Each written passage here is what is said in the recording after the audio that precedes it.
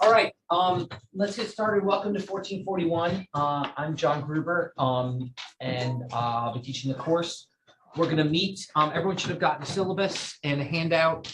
We are going to meet Mondays and Wednesdays, 2:30 to 4 in this room. There's also a section on Friday. What time's the section, guys? At noon on Fridays. That is required. If you can't make the section, you shouldn't take the class. Because basically only at MIT is the only school in the world where I believe the majority of complaints I get are that I don't do enough math in class. So some of the math you'll need for the assignments will be covered in section. Some of the material you'll need in section is not just review, it's original material as well. So you really shouldn't plan to take the course unless you can make it to section as well. Lectures and section are required. The textbook is the 7th edition of my book, which largely I guess people just get online now. That's certainly cheaper, so I recommend you do that if that's something you'd like to do. That's the text for the course. I'll largely teach from the book, but I strongly recommend you come to lecture. The lectures are actually being recorded but not being posted. This is just for an OCW course online eventually. But I strongly recommend you guys come to lecture. I try to make this class pretty interactive. I don't cold call, but I'm not above it.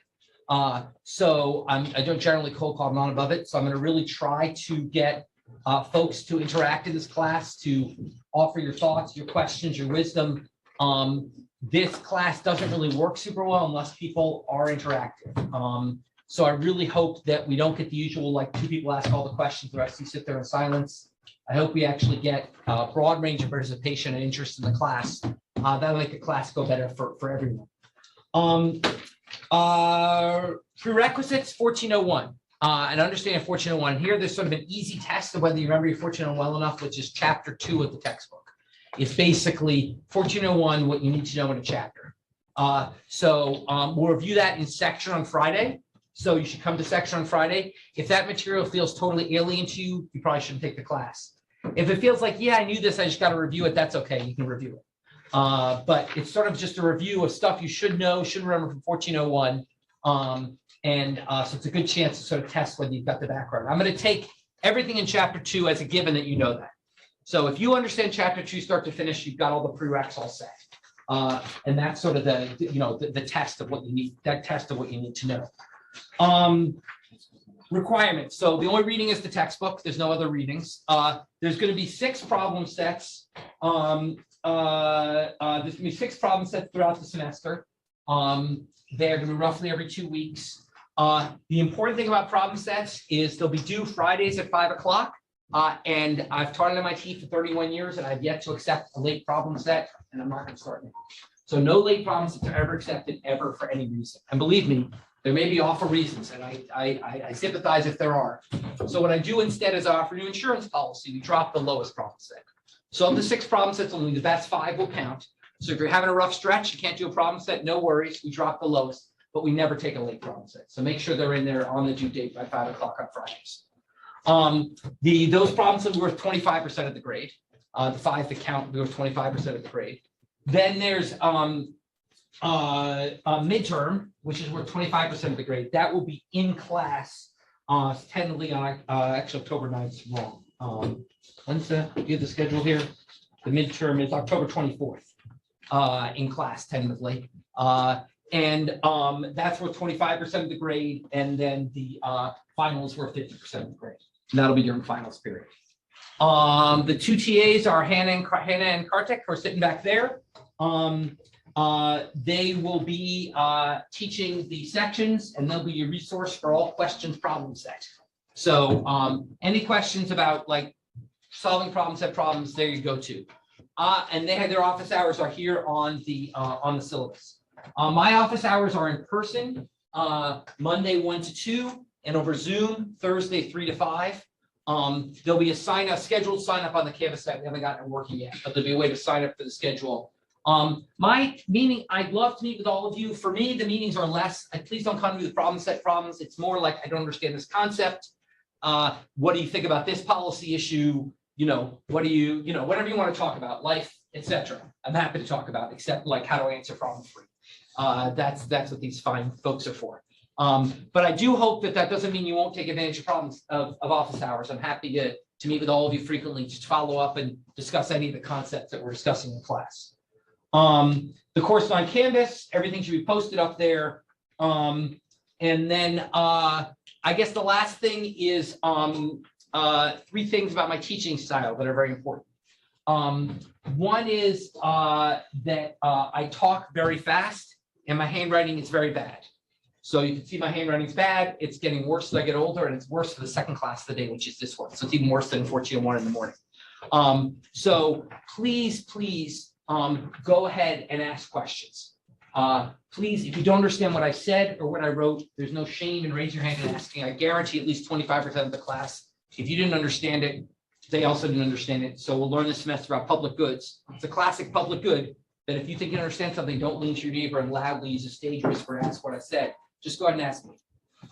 So that's point 1 about the teaching style. I guess only 2 points. The second point that's really important is I use the term guys in a gender neutral sense. So when I say guys, I mean economic agents, not men, women, or otherwise. Just it's my term for economic agents. I'm sorry, I can't fight it, so I figure I should just own it. So I'm not right up front. So please do not take any offense or right. Guys just means is my short term for economic agents.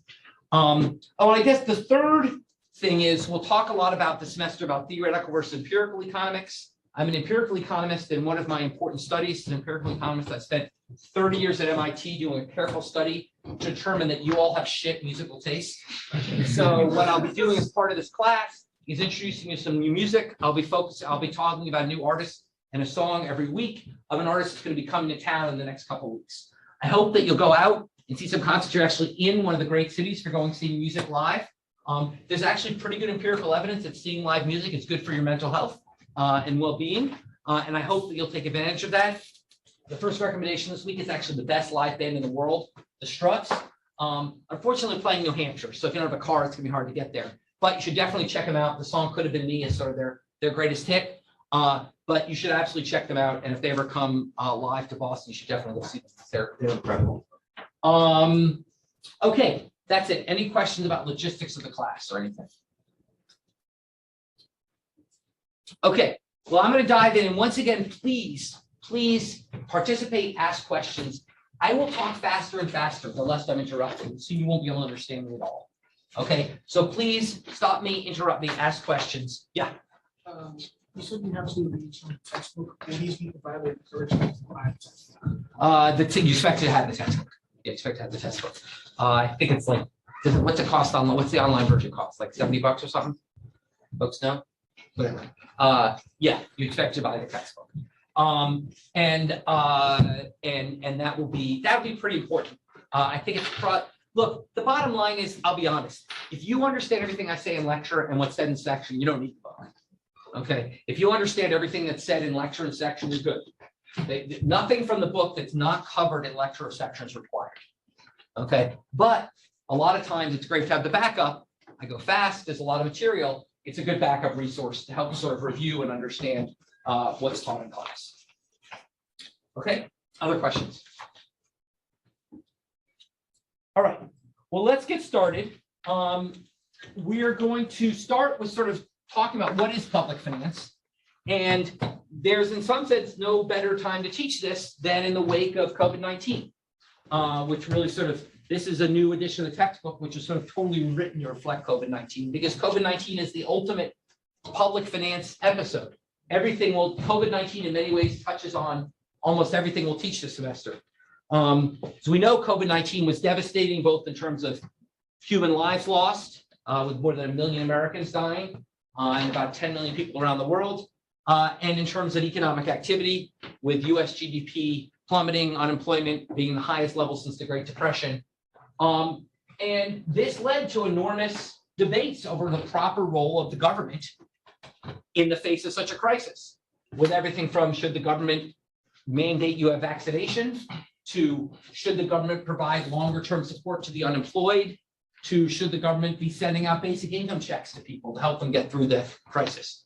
So all these debates, sort of a microcosm of this course, played out over about a year in all the debates that were following around what the government's role should be in the wake of COVID-19. So it's sort of a great time to be thinking about this, and really sets us up nicely for thinking about the key concept that I'll raise this lecture, which is the 4 questions of public finance. The Jewish students among you, you'll know the 4 questions often refers to something else. I'm not talking about Passover, I'm talking about the 4 questions of public finance. Okay, so these are the questions that sort of define the field.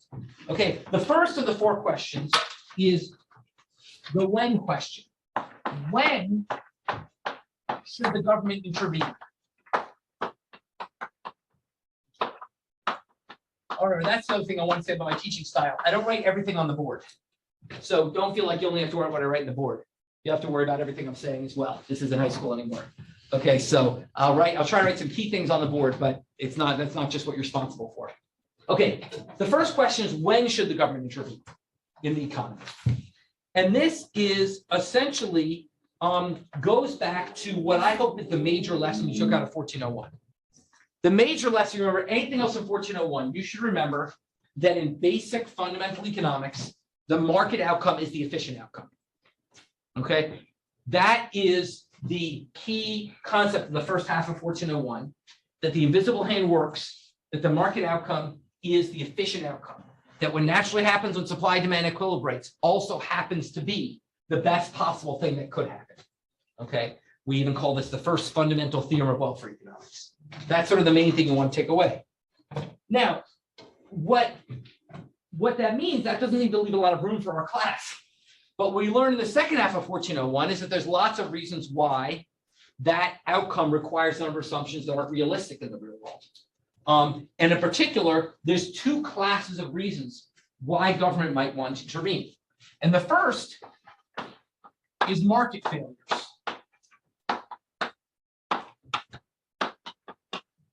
The government might want to intervene because the conditions that we assumed starting out in 1401 don't actually hold in the real world. So here, let's think about an example. I work a lot in health economics, so I'll do a simple example. Let's think about the market for health insurance. Okay, think about the market for health insurance. There's a well-defined demand for health insurance, which comes from the fact that individuals are risk averse. They'd like to be insured against medical risks. There's a well-defined supply of health insurance. There are health insurance companies like Aetna and United and Blue Cross that are selling the product. So there's a well-defined demand, well-defined supply. They meet in equilibrium. That equilibrium yields an outcome where certain people are insured and certain aren't. So before the Affordable Care Act, about 50 million people were uninsured. Today, it's about 30 million people were uninsured. That's the outcome of market process. That per se is not a reason to think we need a government. The fact that 30 or 50 million people are uninsured does not say anything about whether we need government intervention. I mean, there's way more people than that that don't have big flat screen TVs. We don't feel like we need to intervene in that. So the question is, why do we feel that the fact that tens of millions of people are uninsured, why do we feel that we need to intervene? And one reason is because we think that there is a market failure. We think that the market for health insurance is not working effectively to deliver the socially optimal outcome.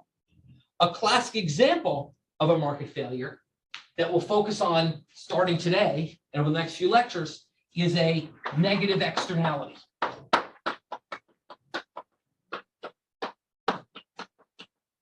I'll define this more formally later, but basically, negative externality is a situation where your actions affect me, but you don't bear the consequences, or vice versa. So, for example, let's say because I don't have health insurance, I get sick. I then come to class. I'm not wearing a mask when I lecture, and let's say I've got something that's not COVID but can spread 25 feet in the air. Okay, not the 6 feet in the air. Okay, I get you all sick. I mean, there's no better time. Once again, COVID, once again, I said, infects, so to speak, everything in this class. Okay, that's a classic case of a negative externality, which is if you go to a party and somebody who doesn't have health insurance is sick with COVID, they get everyone sick, that affects the rest of you. That is a market failure. The market is not provided the official level. Why? Because when I made my decision to get health insurance, I did not factor in the damage it would do to you by not having health insurance.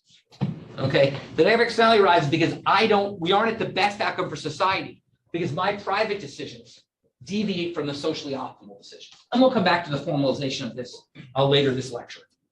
Okay, so this is kind of one argument for government intervention. Let me be very clear, though. These arguments for government intervention only raise the potential that government can make things better. Remember, economics is fundamentally a right-wing science. The base of economics is the notion the market gets things right. And so our logic for this class has to always be, A, does the market get it right? B, if not, can the government actually make it better? Just because the government market doesn't get it right doesn't mean automatically the government can make it better. The government make it even worse. Okay, it's just this is like the predicate for government action is arguing that the market hasn't got it right. And of course, obviously, we see a classic example of a government intervention for negative externalities in vaccinations. Okay, obviously, once again, thinking about COVID here. Okay, when I am vaccinated, when I am not vaccinated, I exert a negative externality on you. I am more likely to spread the illness to you by not being vaccinated.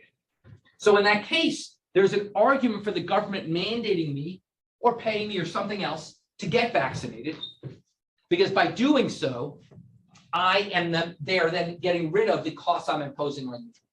Okay, and in fact, this isn't just for COVID. This is true for measles, for many other things. There's a big debate, even pre-COVID, there was a big debate. I mean, I'm sure you're all aware of the anti-vaxxer movement.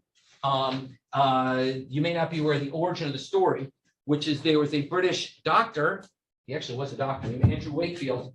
Andrew Wakefield went to a birthday party at which there were 8 kids, a couple of which were autistic. And the ones that are autistic had been vaccinated, and some of the ones who weren't autistic weren't. Based on this, he wrote an article that for some fucking reason, the British medical journal Lancet published, claiming that there was a link between vaccines and autism. This article, I mean, honestly, Andrew Wakefield really should be sort of committed of war crimes at that level, because this article may be responsible for millions of deaths around the world, because it was the beginning of the entire anti-vaxxer movement. Now, this has been thoroughly disproved. The article was rebunked. He was stripped of all his titles by the medical, by British Medical Society, but it doesn't matter. He still goes around making speeches and making movies claiming this is true. And many, many people believe that vaccinations, which are scientifically proven to be totally safe, are dangerous. Okay. And in that world, there's a legitimate question of, should states do, for example, what California does and say you can't send your kid to school unless they're vaccinated with no exception? Or should states say, well, we'll make an exception if you have a religious reason or if you have other reason? What should the right role of government be? That's exactly the kind of question this raises. Okay, so that's one reason for government intervention is a market failure. The second reason is redistribution, which is that basically we may not like the outcome of the market. That is, it may be a perfectly efficient market, and there's no failure, but it may be a market outcome that yields almost all the money going to rich people and none going to poor people. In that case, we may not like that outcome. We may not like the distribution of that outcome. And that's another argument for government intervention. This is a very different argument.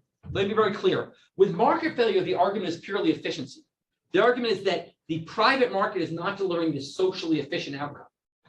With redistribution, the argument is no, the outcome may be efficient, but we don't like the equity implications. And the reason this matters is because typically there will be an equity efficiency trade-off. We learned about this in 1401. Typically, efforts to redistribute will end up having an efficiency cost. There's a trade-off the government has to face when it tries to deal with redistribution. Okay? Questions about that? Okay, well, this conversation raises the second question of public finance. The first question is, when should the government intervene? The second question is, how should the government intervene? How should the government intervene? If the government's decided to intervene, it turns out there's lots of ways it could do so. Okay, so let's once again think about the case of health insurance. Let's say the government thinks that people don't have enough health insurance. Well, there are a number of ways the government could intervene to address that. For example, the government could tax or subsidize. It could say, I will tax you if you don't have health insurance, or I will give you a subsidy if you buy health insurance. Okay? In fact, the Affordable Care Act included both of these mechanisms. Tax on those that didn't have health insurance and subsidies to those that did have health insurance. Okay, so that's one approach you could take. Okay, the second approach you could take is you can restrict or mandate purchase.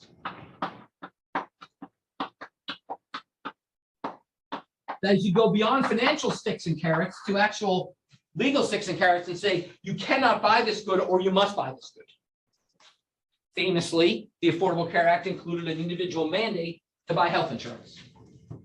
Okay, so this is another direction the government can take. A third direction is public provision. Let me just say these words kind of suck. So like if I cover up something you haven't written down yet, just let me know. I hate that when teachers do that. So let me know if you still need something I covered up. Public provision. The government could say, look, enough of this private market mandate, whatever. We're just going to provide health insurance to everybody. This is what many, many countries do. What most countries in the world do. They have a public health insurance provision, like in Canada, where the government just provides the insurance and people don't have to buy it. There's no issue of tax or subsidies or mandates. Everyone just gets it for free. Okay? And then finally, the last approach, and in some sense the most complicated, would be public financing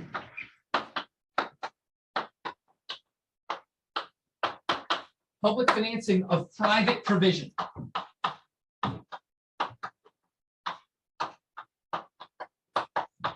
Public financing of private provision. What does that mean? That means the government says you should get it privately, but we're going to pay for it.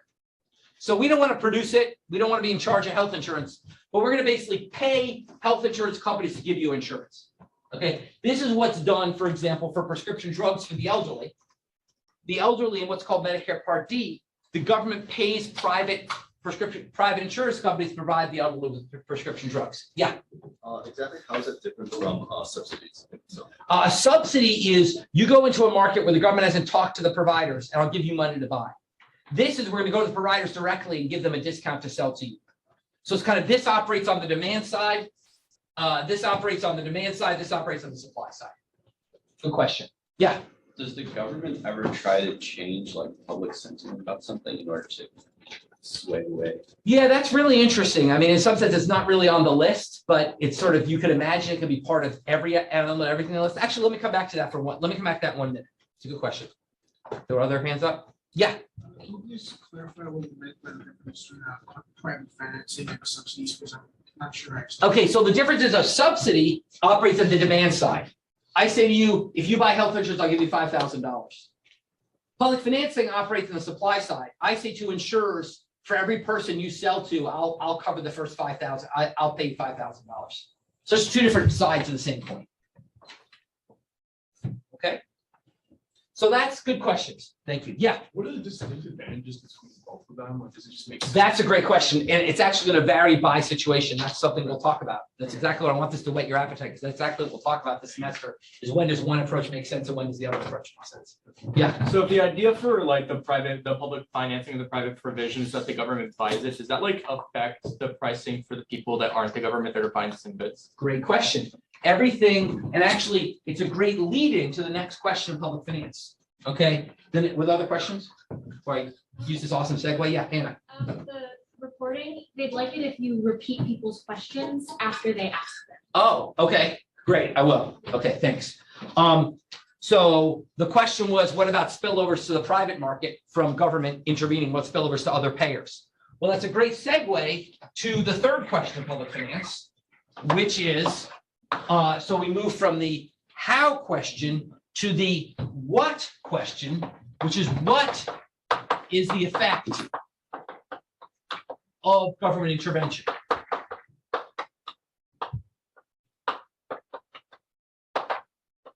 What is the effect of government intervention?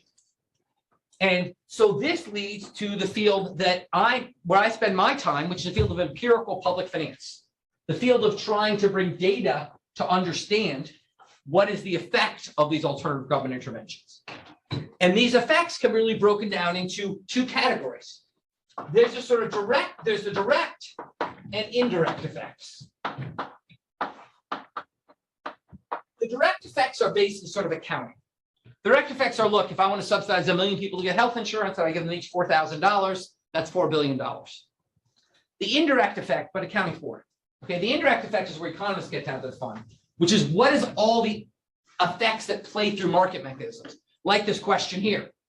Okay, so for example, if I subsidize drugs for the elderly, what do they do to the price of drugs that the non-elderly pay?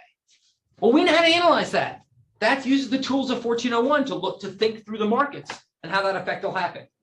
All the indirect effect is where we use the indirect effects are where we use the tools of economics to assess how government interventions play out through the economy. And that's where the excitement is.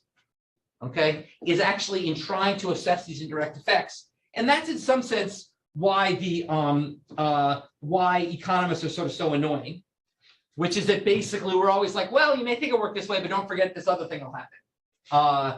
You know, the famous saying of Harry Truman was, I'm so sick of, he said, get me a one-handed economist because I'm sick of them saying on the one hand, on the other hand. So that's basically, that's a lot of what we do is think about these indirect effects. Now, it turns out there's actually a government organization charged with thinking about these things, and that's called the Congressional Budget Office, the CBO. The CBO was founded in 1976. Before 1976, if the government wanted to pass a law, there was no one to tell them actually what it would cost. So, for example, Lyndon Johnson wanted to pass Medicare in 1965. He just made up what it would cost, and Congress had to basically go on his guess, and it turned out he was off by a factor of 10. Okay, so basically the point is there was no organization that was actually responsible for bringing objective empirical evidence to bear on the impacts of government actions, and that's what the Congressional Budget Office does. And I'm the biggest fan of CBO outside CBO you'll find in the world. I actually think CBO is the last thing between us and the fall of Rome, okay? Which is basically they're the last truth tellers in Washington in an increasingly partisan environment. And the reason you know they're successful is because both parties hate them equally. Okay? And basically what the CBO does is they what's called score legislation. So when someone has a legislation, it goes CBO and they say, well, this is the effects it's going to have. Mostly this is what it's going to cost. This is the budgetary cost. But sometimes like this is what it'll do to outside factors. So for example, when we were working on the Affordable Care Act, which I work pretty closely with, okay, with the Affordable Care Act, CBO's score was like the key determinant of whether the law was feasible or not. They did a 25-page report on what the act would cost and what it would cover. And there were certain parameters it had to meet. And if CBO didn't say it met those parameters, it wouldn't have passed. Likewise, when Republicans in 2017 wanted to repeal the Affordable Care Act, the CBO said that doing so would result in 30 million more uninsured Americans. That pretty much ended the effect. That was really the death knell in the idea of repealing the Affordable Care Act. So basically, the CBO plays a critical role. Ron Wyden, one of my favorite congressmen, has a quote that says, "The history of healthcare reform is congressmen sending health legislation off to the CBO to die." And basically, their rulings are kind of the critical determinant. And they're a bunch of economists, PhD economists, who are bringing together the basic empirical evidence to help understand what effects legislations might have. Yeah. How accurate does the CBO generally get? So the main thing is the CBO is always wrong, but zero bias. So it can never be right because it's not a fortune teller. The main thing is its bias on one side or another. Essentially, it's zero bias. It's so that's what you want. Other questions? Yeah. Could you give an example of a direct effect of the intervention? Okay, so I have an example in the book. Let me just do the example. Okay, so for example, imagine that we decided that we want to cover the uninsured with health insurance, and we're going to set up a simple program which is going to give health insurance to the uninsured. So basically, that means that imagine it's 50 million uninsured, okay, and let's say it's going to cost $2,500 a person. Okay, so it's 50 million uninsured. This is this calculation is from pre-ACA. It's 50 million uninsured times $2,500 a person. Okay, is 125 billion. Okay, that's the direct effect.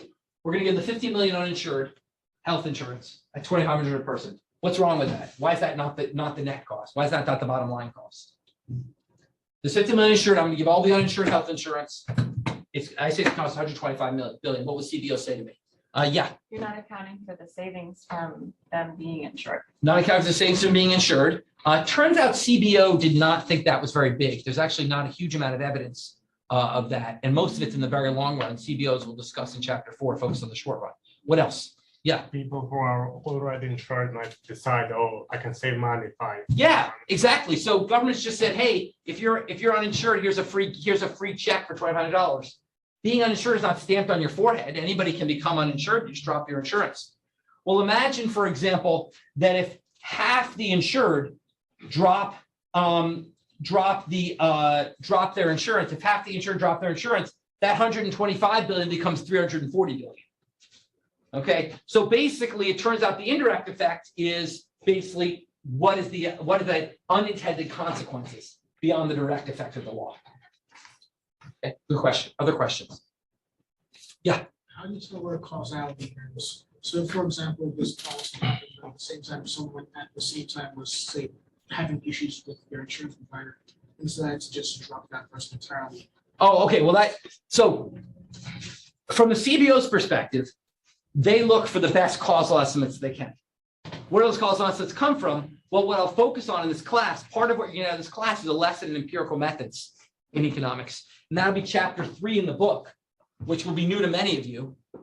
And especially those of you that haven't taken a class with Josh Angler, so it'll be new to you, which is essentially how to think about developing convincing causal estimates in economics. And that's what CBO relies on, hopefully. Yeah. I'm just curious, how does CBO manage to be unbiased where the rest of Washington? Because they don't have an agenda. They're just trying to do the best estimate they can. Is it like a hierarchy? You're saying how have they remained apolitical? Yeah. So basically, traditionally, the way they've remained apolitical is that the leader of CBO is appointed every 6 years, and it's appointed by whichever party runs the Senate or House. It alternates. So as long as they switch enough, then it's either Republican or Democrat. Traditionally, it's first of all been somebody pretty nonpartisan. Increasingly, that's not the case, but hopefully they're not there long enough to cascade through down the staff to make them all partisan too. It's a nonpartisan staff, and the leadership changes from right to left enough that there's not enough time to sort of change the whole structure of CBO. So that's how it's worked. Okay, so okay, so that leads to the last question. The last question, public finance, we've got the when, the how, the what, and then finally we have the why. Why do governments do what they do? Okay, and this is the field of political economy.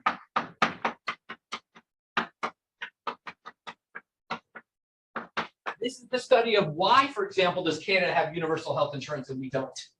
Why does Sweden have higher tax rates than us? Why does the US have higher tax rates than some other countries?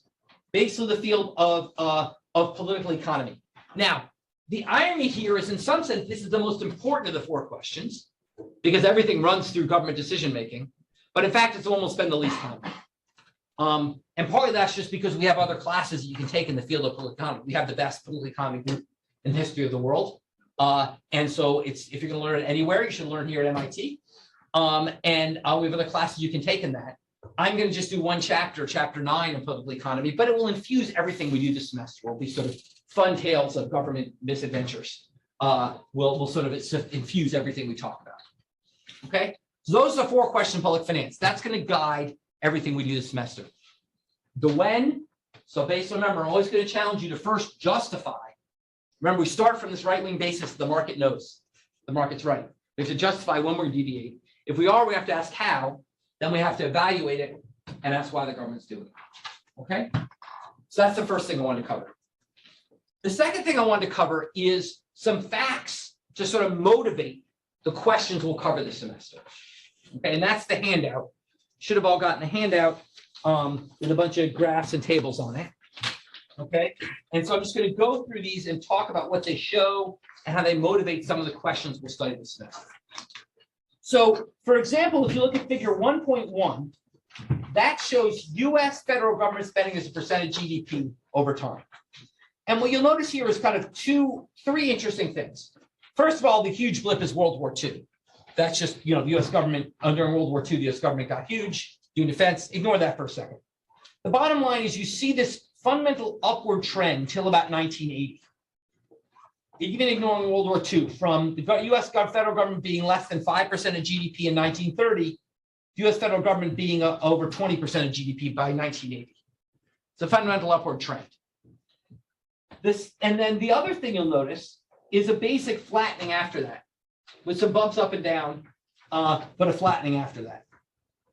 Okay. You also can see in the second graph how the US compares to other countries. Now you'll note the levels, the student view among you will note the levels in the second graph are different levels in the first graph. For example, the US spending is now more like 30% than 20%. That's because this now includes both federal and other government spending. I'll come to that in a minute. But the trends are what matters. You see the trend for the US are rise then flat. You see other trends in other countries like Sweden. What's interesting, in the 1960s, countries don't start that far apart. There's a big deviation where places like Sweden end up spending huge shares of GDP. At its peak, 2/3 of Sweden GDP ran through the government, and it's declined dramatically since. Or you've got Greece, which actually grew slowly and then really took off, and is now comparable to Sweden. So the bottom line is, this motivates the question of why. Why have governments systematically gotten bigger? I mean, every government in the world is systematically bigger as a share of GDP than it was in 1960. Why is that, and why have there been these movements up and down over time? Yeah. Theoretically, if the government maxed out spending, what, like, is it 100% of GDP, or like, what does it look like? Great question. We don't know. You know, it's not like Sweden didn't function at 70%, but Sweden at that point had much higher unemployment, for example, than the US did. And there's some question of whether that was because the government was too involved in the economy. And that's exactly the kind of thing we'll discuss. Okay, so that's the first set of facts. The second set of facts relates to these two graphs, the highly technical figure 1.3, which shows that in the US, about 2/3 of our spending is done by the federal government, but about 1/3 is done by subnational governments, state and local governments. Okay, and that raises the interesting question of why. In fact, if you look at this graph in other countries, it looks very different. In some countries, the federal government is more like 80% of the spending.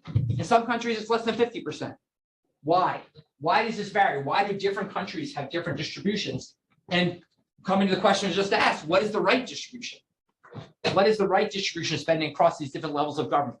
That'll exactly be the focus of chapter 10, which is what we call fiscal federalism, the study of what should be done at what level of government, which is a critical aspect in public finance. Sometimes their whole course is just taught on that question. Okay, next question. What about, yeah?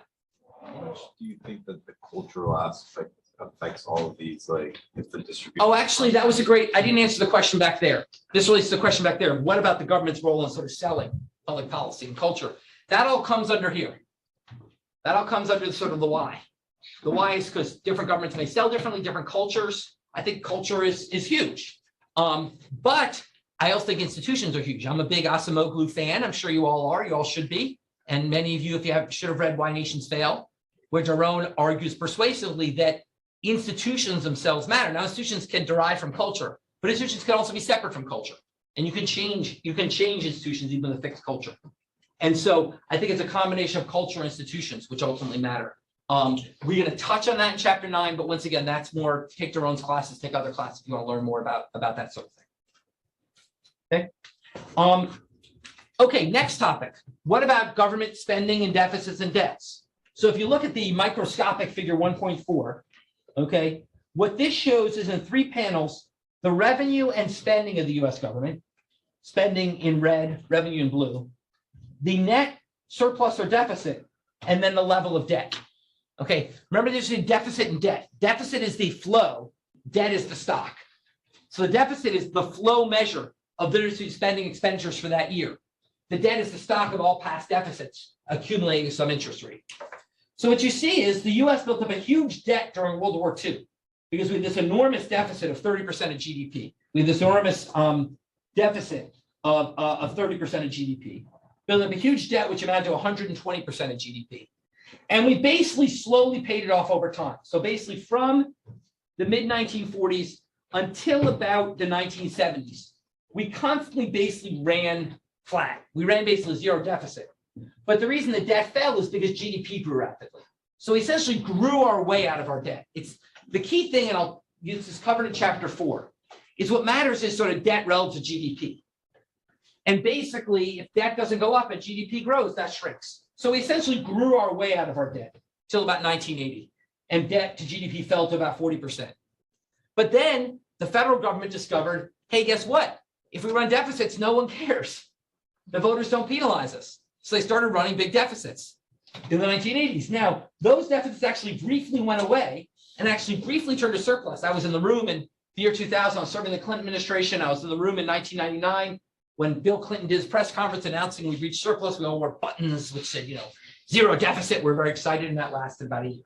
Okay, because then President George W. Bush came in and started giving big tax cuts, and spending went up, and deficits started again. And deficits got big during the Great Recession, and of course got ginormous during COVID, where we spent all told, all in COVID, we spent about $5 trillion on COVID relief in this country, and that put that's a big amount of money relative to $20 trillion GDP. So there was a lot. So the debt has gotten quite big again. It's now up back to where it was in World War II, and that raised the question of, well, how high can it go? And that really starts to be in the realm of macro. So this course is distinctly micro. We don't do much macro at all. The macro we do is sort of contained in chapter 4, which I won't even teach. You'll cover that in section. But the bottom line is we don't know how high it can go. Clearly, we are functioning fine with 120% of GDP debt. They're essentially what we cover in chapter 4 is essentially the view of the economics profession has changed massively on this. So when I taught this course 10 years ago, even, the view was deficits are terrible. They crowd out private investment by raising interest rates. It's a terrible thing to run deficits. Now the view is, basically we've run these big deficits, but interest rates haven't gone up. And basically we think we're in this world of what's called secular stagnation, to quote my mentor, Larry Summers. And basically you can run as big deficits you want without interest rates going up. So it's a real robust debate within macro. That's all I'm going to say about it. This is a macro class. You can read about it in chapter 4 and you'll cover it a little bit in section. Okay. So now if you look internationally, our debt level, that's in figure 1.5, our debt levels are kind of, basically a bit above average. Now this is a little bit old data, but everyone's debts went up in COVID. We're a bit above average, but we're far from the highest. I mean, even pre-COVID, it was 150% of GDP. And then some countries even running surpluses. Once again, I doubt that's true in the post-COVID world, but there's a large variation. And so the interesting question is, once again, what's the right answer? What's the pros and cons of running bigger or smaller deficits? And that's something you'll discuss in chapter 4, and we'll come back to, will inform a lot of our thinking, especially when we get to talking about taxation. Okay. Now what's interesting though is if you look at figure 1.6, this is deficit spending and expenditures, spending and revenues at the state and local government level. Now here what's interesting is here you pretty much always are in surplus. State governments really don't ever end up in deficit. It turns out that's not because they're so responsible, it's by law. Most states have a law that their budgets must be balanced. So I raised the question of why doesn't the federal government have that law? It seems like a pretty good deal. They always balance their budgets. Once again, we'll discuss that in chapter 4. But in macro terms, the reason the federal government does is because the federal government is the one that has to bail out the states when things go badly. Part of the reason the states can manage to have no budget deficits is because the federal governments, during COVID, for example, sent them on the order of $500 billion in transfers to keep them from going to the red. Yeah. What are like states like New Jersey, Wisconsin, etc., like having like deficit or budget problems like 20 times? They have huge budget problems, but they basically paper them over by essentially rolling things forward, and essentially at the end of the day they manage it to be, or they do big cuts. But at the end of the day they have to have a balanced budget, so they often just do big cuts, or they tap in a rainy day fund or anything, or the federal government bails them out. Right. All right. So that's state and local. So the next graph, these are too small, unfortunately. So you have to focus your eyes here. Let's focus on figure 1.7. So let me explain figure 1.7. It's complicated but kind of fun. So figure 1.7 shows the top 2 pie charts are the federal government. The bottom 2 pie charts are state and local government. The left-hand side pie charts are for 1960. The right-hand side pie charts are for 2019. A bit dated, but that's the latest we could get. What each pie chart shows is the distribution of spending by function. So let's look, for example, the top row. For example, in 1960, about half of what the US government spent was on national defense. By 2019, that was down to 50% what the government spends. In contrast, in 1960, only 2.68% of what the government spent was on health. Today, it's 30% of what the government spends. So what happened? And we know why defense spending went down. The Cold War ended. Okay, but it went down a lot, more than we're spending just on Russia. Why did it go down so much? And why did health spending go up so much? And what do we make of that? So we're actually going to have 2 full chapters, about 4 lectures on health economics to try to understand what went on. And to tip the hat, right now, the US is roughly 50% public and 50% private when it comes to healthcare. So a great position to ask, well, should we do more of one or less of the, or less of more of one or more of the other? So basically, the interesting trend has essentially been away from defense towards these social insurance programs. Yeah. Can you please clarify the context of these graphs? It's like the proportion they have gone down, but the total GDP may have increased by enough. So That doesn't matter. We only care about things relative to GDP. That's all we care about, because prices go up, and so we don't really care about the dollars. We care about how much goods we're providing people, and that's relative to GDP. So basically, what's really interesting is, so the reason I wrote this book 20 years ago, I had no interest in writing a textbook, but the textbook publisher was very clever, and they said, well, when's the last time you looked at the textbook you used for class? I said, I don't know, a while ago. I said, go home tonight and read it. And I read it and got really angry. I'm not gonna say which book it was, but I read it and got really angry because I realized it was written for a world of 1960, not a world of 2019. In particular, typical textbooks had 1 or 2 chapters devoted to health, Social Security, devoted to unemployment, disability, education, welfare, housing. I had 1 or 2 chapters on that. Well, that's not most of what the government does. Most of what the government does is what's called social insurance, which is the government providing insurance against bad aspects of our lives. There's been a fundamental change in the way the government works over the last 60 years. And that's reflected in the book, where basically the middle third of the book is all about social insurance, about these programs, which are now mostly what the government does. Okay, the federal government. Contrast that with state and local governments. Very different. First of all, the topics are very different. Okay, for example, education, which doesn't even make is a little bit of one slice for the federal government, is the biggest slice for state and local governments. If you look at transportation, doesn't even merit the top chart. It's a big share of what state and local governments do. Health is big in the state and local governments, just like it is the federal government. But take public order and safety. Once again, not really there for the federal government, a big chunk of what state governments do. So the question is, why do state governments do such different things than the federal government? It's exactly the kind of thing we'll talk about this semester. Why is it that these distribution of activities are so different across these different levels of government? Okay, so that's what we see on the spending side. You can then turn to the revenue side, same sort of diagram, same layout. And you see here, what's quite interesting is one thing has not changed, which is the share of government revenue, the share of, this is the share of government revenues that come from income taxes has been just about constant. So basically we have pretty much half our revenues come from income taxes. But there's been a big change otherwise, which is corporate taxes have gone from 1/4 of our revenues to 6% of our revenues.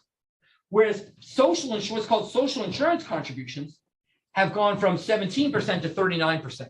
What are social insurance contributions? That's the payroll taxes you pay. So the FICA line on your pay stub or the Medicare line on your pay stub, those are social insurance contributions. So fundamentally from 1960 to today, we've shifted who pays taxes from companies to people. How do we feel about that? Is that a good thing? Is that a bad thing? That's exactly what we'll cover in the chapters on taxation. The last third of the book is about taxation. And we'll cover questions like, what's the effect of shifting taxes from companies to people? Okay, companies are not, despite what the Supreme Court says people too. Okay, companies are something different. Okay, now look at state and local tax receipts. There's been a huge shift. Property taxes used to be 36% of what state and local governments raise. Now they're 20%. Income taxes, on the hand, have gone up a lot. So how do we think about taxing income versus taxing property? They're very different. Property is a stock. Property taxes are basically the taxes on your house. Income taxes are a flow. That's the tax on the money you make. How do we feel about those 2 different sources? Well, that's exactly what we'll cover in the tax chapters in the book. How to think about talking stocks versus flows and how it matters. Okay, so that's basically sort of the effects. Yeah. Just a quick question about perspective. What is like the order of magnitude difference between federal spending and state spending? Federal spending, state spending? Yeah. You have to go back to the highly technical figure 1.3. Oh, And it right, shows right. state spending is about Sorry. half of federal, it's a third of the total. It's about half as big. Yeah. This was a question, but is there maybe a typo on this graph? Is like for every other graph, the colors match, but for the very last seven columns of the page. Oh, the colors don't match. The color what? Yeah, that's great. Actually, you know what? You're just saying the colors don't match. You're pointing out, right? For every other graph. the Yeah. colors- No, it's just a typo. It's not a typo. It's a color O. Oh, And that's something, Hayden and Kartik, despite the fact this is the 7th edition of the textbook, they still always get things wrong. So I want to fix them in the 8th edition. So if you can make notes of that, so I can make sure I sent notes to my editor to get that fixed. Yes, that's a color O. Okay. Any other questions about this? Okay. So that's sort of the intro. Why do you study public finance? Every year I say it's an incredibly exciting time to study public finance because every year it is. Okay. But in the wake of COVID, these questions are almost more front and center than they've ever been in our lives. Because literally we spent a year fighting over what the government should do in the face of the greatest crisis our country faced in 100 years. And there was enormous difference of opinion across the political aisle, within and across the economists. And basically, we need to try to ask what are the tools we can use to help try to resolve those differences. Okay, and the first set of tools we're going to use are covered in chapter 5. So why don't we do the chapter 5 handouts? Kartik and Hannah, why don't you start those around? Because we're going to now turn to chapter 5. To remind you the structure of the course, chapter 1 is the intro, we just covered that. Chapter 2 is the review of 1401. You'll cover that in section on Friday. That's your sort of hopefully boring for you. Okay, if it's brand new, that's a problem. Chapter 3, we're going to cover empirical methods. We're going to talk about how you carry out the kind of empirical research I'll be reviewing this semester. Because we're going to talk about empirical methods. Okay, once again, that'll be covered in section. Chapter 4 is the macro chapter. That's about deficits and debts. And we're going to cover that. We're going to cover that in section as well. So chapters 2, 3, and 4 will be covered in section. Chapter 2 this Friday. I don't remember the dates for the other. It's on the schedule. So chapter 2 this Friday. Chapter it's here. Chapter 3.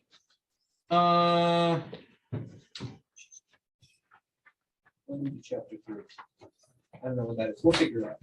External theory. Oh, I see. Right. We're going to do, I'm sorry. Let me back up. I changed that this year. I forgot. Okay, so let me take back what I said. We're not going to cover chapter 2 in section. We're just going to cover a little bit of chapter 2. So it's really up to you to review chapter 2 and see how comfortable you are with it. I'm sorry, I forgot about that. We don't have enough sections because they cancel all these Fridays on us this semester. So chapter 2 is really on your honor system to go and review chapter 2 and make sure it's comfortable. And this is not something where you should let your ego get in the way. Okay, if you don't understand chapter 2, you will not do well in this class. Okay, so you really should review chapter 2, make sure you can understand it, even might take some review. We'll talk a little bit about chapter 2 in section, but mostly focus on chapter 3 in section on Friday. Okay, questions about that? Okay, so now let's skip ahead to chapter 5. Okay, in chapter 5, we're going to talk about the first source of market failure in our class, which is externalities. And there's no better way to introduce the topic of externalities than talk about the largest externality facing our world and facing your generation today, which is global warming. Okay, as we know, how global warming works is essentially fossil fuels, carbon and methane are introduced into the air. They essentially create a cover which does not let sunlight bounce back into the atmosphere. As a result, the world heats up, and that causes all sorts of nasty effects. For example, stuff like 20% of Bangladesh is going to be underwater within a few years. About 20 million people will be living underwater. We just, all sorts of horrible effects. We'll talk more about them next time we talk about global warming more specifically. But I hope I don't need to motivate the idea that global warming is a big problem. Okay, Global warming is also the perfect example of what we call a negative externality. Because global warming is caused by people engaging activities which benefit them privately, but have a social cost in terms of ultimately contributing to the fossil fuels in the air. You can see, if you look at the first figure, figure 5.1, we see the global average temperature. For those who still aren't convinced, basically temperatures are rising, they continue to rise. There's a scientific consensus. There's global warming. Okay, so basically, the problem is when you drove your car last, every mile you drove, you didn't think, well, I'm bringing Bangladesh this much further to going underwater. Okay, unless you're really socially conscious, you didn't think that. And that's because there's no reason for you to. Your actions are having this negative effect, but you're not internalizing it. It's an externality. It's an effect on others.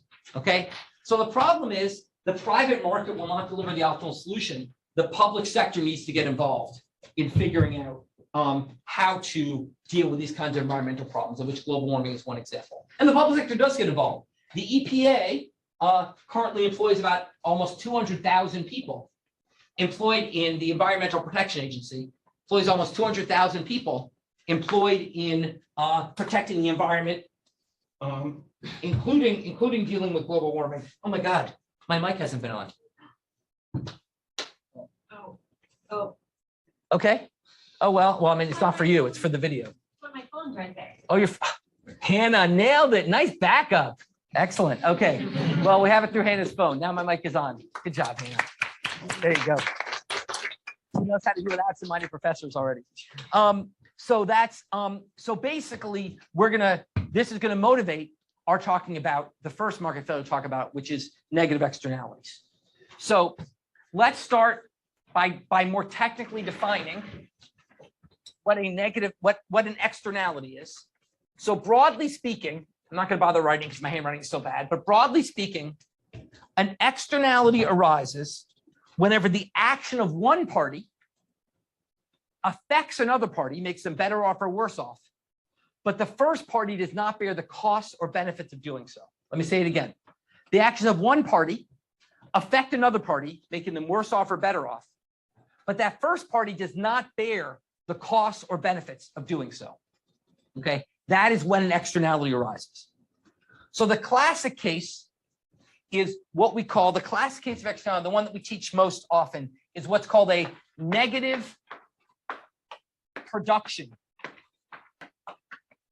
externality, a negative production externality. Okay, so for example, imagine that somewhere in the US, there's a steel plant, and that plant is producing steel because it's a steel plant, pretty obvious. But unfortunately, a side product of producing steel is for every unit of steel it produces a unit of sludge, a byproduct, that it then dumps in the river behind the plant. So every unit of steel mechanically comes a unit of sludge that goes out of pipe like in the Lorax. Okay, how many of you guys know the Lorax? Ah, that's awesome. All right. Okay, second greatest author in history after William Shakespeare, it's Dr. Seuss. It dumps a unit of sludge out the pipe into the river. Okay. Unfortunately, the plant isn't the only one using the river. The river is also used by fishermen downriver, and that sludge floats down and kills some of their fish. So the fishermen can no longer catch as many fish, and every unit of sludge kills more fish. It's like a linear function. So essentially, for every unit of steel that's produced, a unit of sludge is produced, and more fish die. Okay. This is a classic case of a negative production externality, which is that the steel plant is producing steel that produces an effect on others that the steel plant does not bear the consequences of.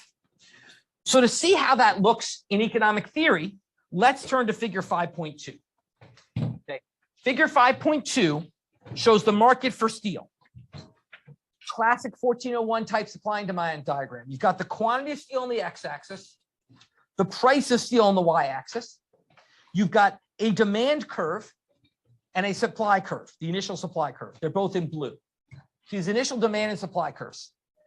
What does the demand curve represent? Well, in 1401 terms, the demand curve represents the marginal willingness to pay for steel, or what we call in 1401 the marginal benefit of the next unit of steel. The demand curve captures the marginal benefit of the next unit of steel. The supply curve captures the marginal cost of the next unit of steel. That's literally true, right? We know supply curves are marginal cost curves. So the demand curve captures the marginal benefit of the next unit of steel. The supply curve captures the marginal cost of the next unit of steel. And remember, in economics, we're always doing things marginal about the next unit. So we know that the private market equilibrium will be at point A, where demand equals supply. They'll produce Q1 units of steel at a price P1. And that's where basic 1401 stops. And we all celebrate, say, first fundamental welfare theorem, isn't that wonderful? Efficiency's maximized. But it's not. Because the demand curve, because what we care about as economists is not private marginal benefits, but social marginal benefits. We care about the effect on all of society, not just any one individual. Now, the demand curve here, as long as my consuming steel, in a typical model, my willingness to pay for the next unit of steel equals social society's value of the next unit of steel. And there's no reason to think that's not true on the demand side.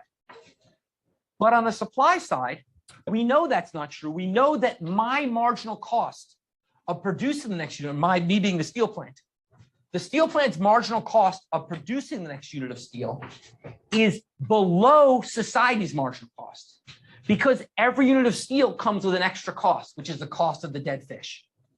So therefore, there is a social marginal cost that rises by an amount MD, which is the marginal damage, which we've assumed is linear here. We've assumed every unit of steel produces 1 unit of sludge kills a certain number of fish.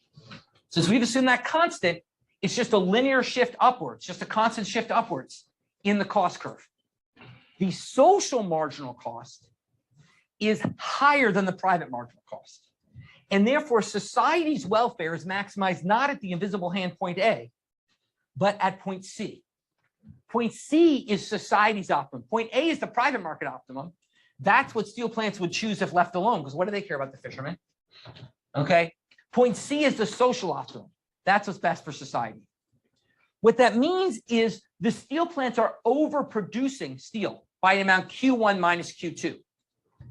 Those units of steel that are produced have a social marginal cost above their social marginal benefit. And this creates a dead weight loss of the area ABC. We're going to draw so many dead weight loss diagrams in this course, you're going to puke.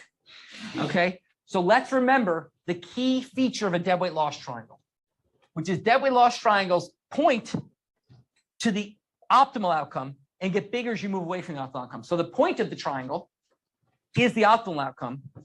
The base is the gap between the optimal and the ultimate outcome.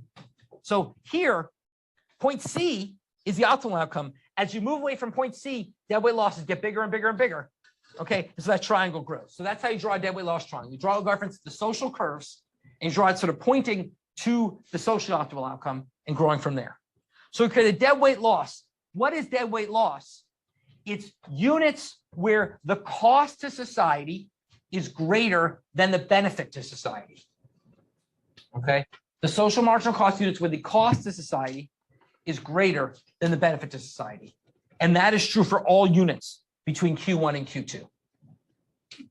Okay, and so we've created this dead weight loss through this negative production externality. Now, externalities are not just on production. We can also have negative consumption externalities. And probably the classic example of a negative consumption externality would be smoking.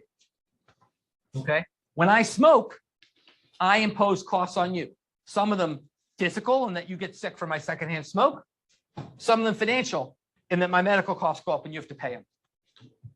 Okay, that imposes a negative consumption externality, and that is illustrated in figure 5.3. In figure 5.3, we have the market for cigarettes. Once again, the market equilibrium, the private market equilibrium is the intersection of the two blue curves, where marginal costs, private marginal costs equal private marginal benefits.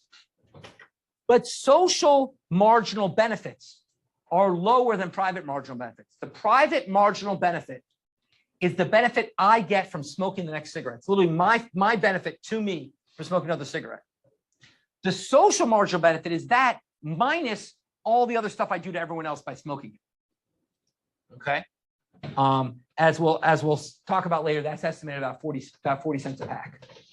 Okay, so basically the social marginal benefit curve is below the private marginal benefit curve. And therefore, once again, I overconsume. I overproduce steel because there's a negative externality. I overconsume cigarettes because there's a negative consumption externality. And that creates a deadweight loss of the same shape and size as before, the same type as before. There are units where the cost to society exceed the benefit to society from that activity. Okay? So that is example. Yeah. Why, what is the difference between a marginal damage? Oh, actually, never mind. The two different marginal damages. One is the damage the sludge is producing, one is the damage the cigarettes are producing. Right. Okay. Now, another classic example of a consumption externality would be what many of your parents may drive, which is an SUV. SUVs are a classic example of a consumption externality. In 1985, the typical car on the road weighed 3,200 pounds, and the largest cars available weighed 4,600 pounds. Today, the typical car weighs over 4,000 pounds, and largest available weighs 6,600 pounds. Okay, and SUVs with an average weight of 5,000 pounds were only 6% of vehicle sales as recently as 1988, and today they're 70% of new vehicles are SUVs. Okay, well, what are the negative consumption externalities created by SUVs? I can think of at least three, but maybe you can help me think of more. What are the negative consumption externalities created by driving an SUV? Yeah. You gotta be louder. I'm sorry, especially last time. One more time. Sorry. Traffic. So now traffic actually, though, I mean, they're a little bit bigger, but they're not that much bigger than cars. I think they create that much more traffic. I'm talking about SUV. I'm sorry, I should have been clear. Relative to driving a car. So there's a separate issue. What's the externalities of driving? I'm talking about driving an SUV relative to a car. Yeah. Well, gas mileage, and more generally, we have to use more gas to get around, and that has environmental externalities. So first externality is environmental, which is we're using more fossil fuels to get the same distance. That's creating more carbon, more carbon in the air. That's increasing global. That's speeding up the warming of the planet. Okay, that's one externality. What else? Yeah. Road wear. Road wear. So it turns out, I noticed I wrote the book. It turns out that the damage that a car does to the road is proportional. It's exponential in weight per axle. So it turns out that since SUVs still only have two axles, but a lot more weight, they do a lot more wear and tear to roads. In 2019, the US government at all levels spent $163 billion fixing our roads. Okay, some of that wear and tear is increased by driving heavier cars on the road. That's an externality. When you drive an SUV, you're raising the rest of our costs. Fixed roads. Remember, the key thing of externalities, they don't have to be physical. They can also be financial. First one's physical. You use more gas, you create more carbon in the air, the world gets hotter. The second one's financial. You hurt the roads more, the government has to spend more money fixing those roads. And I guess it's physical in the sense we drive through potholes, but it's also financial. But that's a negative externality because as the SUV driver, you don't bear that cost, but you're imposing that on others. Yeah. Just wondering for the externality on the environment, like an SUV can fit like 1, 2, 3, 4, 5, 6, 7 people maybe. That's like less. Great question. Great question. So that's exactly the kind of annoying question we want to ask this semester. Okay, which is, well, wait a second. What you think is obvious isn't so obvious, because what if by driving SUVs we're taking more people? It turns out we're not. Okay, it turns out that people who switch to SUVs don't increase their average occupancy anymore. So basically, but in theory, you're right. It might not. If it's 50% bigger, we take 50% more people, that's fine. But it turns out that's not a big effect. That's a great question. Okay, so that's the second one. What's the third kind of externality? Yeah. When you crash, it's like worse, maybe. Safety, yeah, exactly. So it turns out we're doing historically well at reducing deaths from vehicle collisions. We're an all-time low vehicle, we're an all-time high of pedestrian deaths. Basically, these things are fucking killing machines, right? Especially because a lot of SUVs, a lot of trucks are set so the grill is at head height. Okay, so basically, it is causing a lot more death. A death is the ultimate form of externality. If I kill you, okay, now maybe I'll go to jail for a year for manslaughter, but it certainly doesn't compensate for the fact you're dead. Okay, so basically, that's the ultimate form of externality. But it's even worse than that, because I'm afraid of dying, I get an SUV. So there's this dynamic effect of people buying SUVs makes other people buy SUVs, and it sort of spirals out of control. So it's just like one guy walking around getting killed, you know? So basically, there's this safety externality as well. Indeed, a great article I read said that the US government missed a great opportunity. We'll talk about electric vehicles some more next time, but it's a great opportunity. We just passed a big bill subsidizing electrical vehicles, and a big growth area in electric vehicles is trucks, but we should have done it with the regulation. The grills had to be lower, because literally we could save lives if these grills weren't so high off the ground. Okay, so that's an example of consumption externalities. Now, it doesn't mean people who drive SUVs are bad people. Okay, I don't really drive an SUV, but a big car. Okay, that doesn't mean they're bad people. It just means that there's an externality being imposed and the private market is not getting it right. We have too many SUVs relative to what's socially optimal. Okay, and so basically the government, there's a role for the government to intervene to fix that problem. Okay, now I've talked so far about negative externalities, but there's also positive externalities. So for example, the classic example of a positive production externality would be research and development. When a private company does R&D, some of that benefit attributes to other companies in the same or other technologically related spaces, because you learn something that might spill over to other companies as well. So we illustrate that, for example, in figure 5.4. Okay, figure 5.4 is the market for R&D. We have the quantity of R&D in the x-axis, the price of R&D in the y-axis. Okay, we have supply and demand, that's the blue curve. So the private market equilibrium for R&D is at Q1 with the price P1. What this doesn't recognize is every dollar of R&D I do benefits people other than me. In fact, I might not even like it. It might benefit my rivals, which might make me even unhappy. But we don't care as a society. We just care about the total social benefit. So as a result, there's a marginal benefit that I'm not accounting for. That means that the social marginal cost of doing R&D is actually lower than the private marginal cost. I only focus on the private marginal cost. I ignore the fact there's actually lower social marginal cost because I'm helping others by doing it. Therefore, I underproduce R&D, and you get a new deadweight loss. Now note here, the point of the deadweight loss is pointing to the right because we are underproducing now. Okay, we're underproduce R&D because the positive production externalities of R&D. Now, throughout the book, there will be these things called empirical evidence boxes. Okay, these are basically going to be hard for you to interpret right now because you haven't done chapter 3 yet, but they're essentially taking the tools of chapter 3 and using them to understand how do economists answer questions like, what's the social rate of return to R&D? So for example, a former colleague of mine, John Van Reenen, has done some great studies trying to essentially look at when some firms spend more on R&D, how does it affect the productivity of other firms that are in related technology space?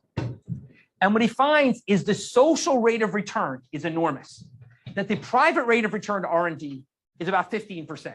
That's every dollar you spend on R&D, you get about 15 cents every year going forward, which is high, but it's a really risky investment. It's not implausibly high. The social return is 3 times as large. In other words, this graph is way misrepresented. In fact, the gap should be enormous. That the benefit of society for every dollar of R&D you do, there's $2 of extra benefits to other people. Okay, or for every dollar of R&D benefit you get, for every dollar you get from doing R&D, it delivers $2 of benefits to other people. So there's a massive positive production externality. And what the empirical evidence box does is help you understand how we did that study. Now, you're not responsible for all these empirical evidence boxes. Like I said, you're only responsible for what I teach in class, but you are responsible for the material in chapter 3 and understanding how to carry out these kind of studies. We'll ask you about that. And I'll cover some in class. I'll not cover this one, but I'll cover some in class to help you understand that better. And then finally, of course, we have positive consumption externalities. Now here, I'm not going to use a graph. Instead, I'm going to talk about my neighbor. I don't get along that well with my neighbor. And part of the reason I don't get along that well with my neighbor is my neighbor has a terrific habit of starting big projects and abandoning them. And one of the big projects he started was a giant landscaping project, which he quit, leaving just a giant lump of dirt outside my window. Okay, now my wife snuck out in the night, put wildflowers on it, at least doesn't look as bad as it did. But it's still a giant pile of dirt I have to look out my window. It becomes a snow-covered pile of dirt in the winter. Okay, now imagine that my neighbor could get rid of that pile of dirt for $1,000. But imagine my neighbor says, you know what? It's outside his window, not mine. Actually, I have a better view of it than he does. It's only worth about $600 to me to get rid of that pile of dirt. So to me, the cost, 1,000, exceeds the benefits, which is 600. So he doesn't do it. But what if there's a $500 benefit to me from him removing that pile of dirt? Then the total social benefit would be $1,100, which exceeds the cost. So he should remove the pile of dirt. So a positive consumption externality from him removing the pile of dirt. If he consumed dirt removal, that would give a $500 benefit to me. Okay, and that would mean he should be more likely to do it than not. Yeah. I seem to remember you like saying the same example, like in a lecture like a few years ago, like online. So has this problem still not been solved? The problem has not been solved. Okay, now what I want you guys to think about for next time is I want you to think about, does this really mean we need a government? Or isn't there another way John could solve this problem? Okay, don't answer now. I want you to think about that because how to motivate we'll start with next time. Okay, so we'll stop there. Section on Friday, we'll cover a little bit of chapter 2 and all of chapter 3. Very important you go. Sections required. We'll come back next week, and then next section, a week from Friday, we'll hand out the first problem set.